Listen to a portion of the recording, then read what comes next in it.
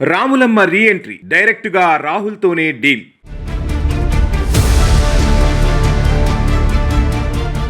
విజయశాంతి మళ్లీ రాజకీయంగా బిజీ కావాలనుకుంటున్నట్లు తెలుస్తోంది. లోక్సభ ఎన్నికల ప్రచార సమయంలో కూడా విజయశాంతి ఎక్కడా కనిపించలేదు.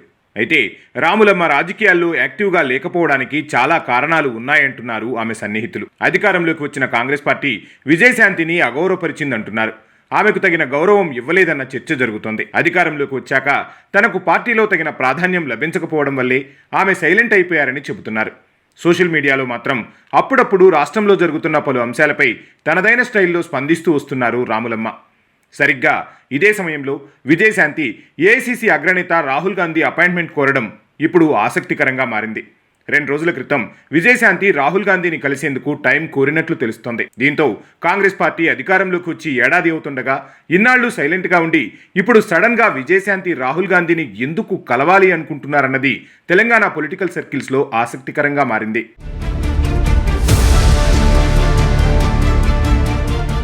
రాములమ్మ మళ్లీ క్రియాశీల రాజకీయాల్లోకి వస్తున్నారా అన్న చర్చ కాంగ్రెస్ పార్టీలో జోరందుకుంది.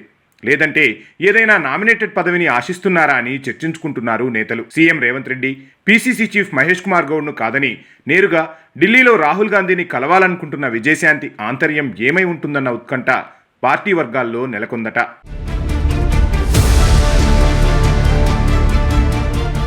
స్థానికంగా సీఎం, పీసీసీ చీఫ్లను సంప్రదించకుండా రాహుల్ గాంధీని కలిసి విజయశాంతి ఏం చెప్పబోతున్నారు, రాహుల్ను ఏం కోరబోతున్నారన్నది చర్చనీయాంశమవుతుంది. అంతేకాదు విజయశాంతికి రాహుల్ అపాయింట్మెంట్ ఇస్తారా లేదా అన్నది కూడా కాంగ్రెస్ నేతల్లో ఆసక్తి రేపుతోంది.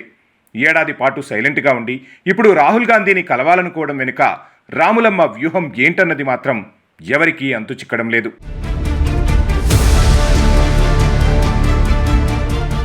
అయితే ఆమెకు రాహుల్ అపాయింట్మెంట్ ఇస్తారా, ఇస్తే ఏ అంశాలపై చర్చించబోతున్నారన్నది మాత్రం మరికొద్ది రోజుల్లోనే క్లారిటీ వచ్చే అవకాశం ఉంది.